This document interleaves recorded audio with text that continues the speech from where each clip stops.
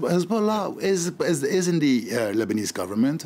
Hezbollah ministers were in his government. Hezbollah is part of Lebanon's politics. Now, he had Hezbollah ministers in his government. What has changed ever since? What is the new element over there? Aside from wanting to create a situation, aside from wanting to create a backlash, and this is an encouragement, basically, for Israel to enter into Lebanon and embark upon a war against Hezbollah, and there's a lot of talk about that, and he is behind the story. Now, you're looking at a situation whereby this is not good for Hezbollah. Hezbollah was delighted in the fact that they could maintain stability in the country. Hezbollah was delighted that they could organize a functioning government with a Sunni prime minister who was a pro-Saudi individual. This is not good for Iran. It's not good for Hezbollah. It's good for the Saudi rhetoric that is trying to wreak havoc in the area. It is good for them by finger-pointing at Iran and blaming everything on Iran. Salman al-Ansari, do you wish that Saad Hariri had not made that announcement from Riyadh?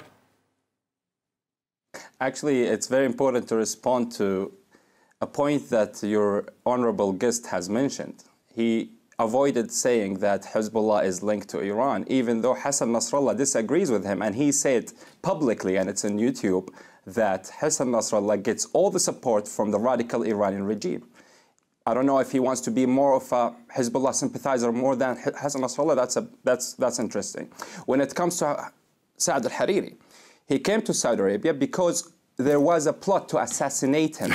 There were some intelligence reports that have been released by the countries in the region that talked about Saad al-Hariri was in the verge to have a plot against him personally by the Hezbollah militant group, which is a very despicable militant group that cannot be trusted, which is an Iranian agent in Lebanon. And there is a French proverb that you all know. Il n'y a pas de vérité moyenne. There are no half-truths.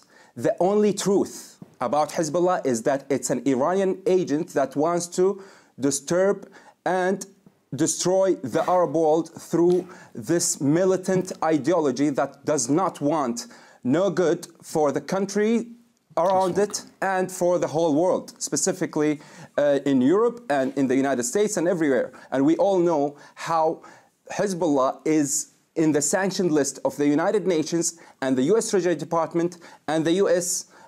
Government. So but my question was, Salman, my question was, are you sorry that he made that statement from Saudi soil as opposed to from his home country?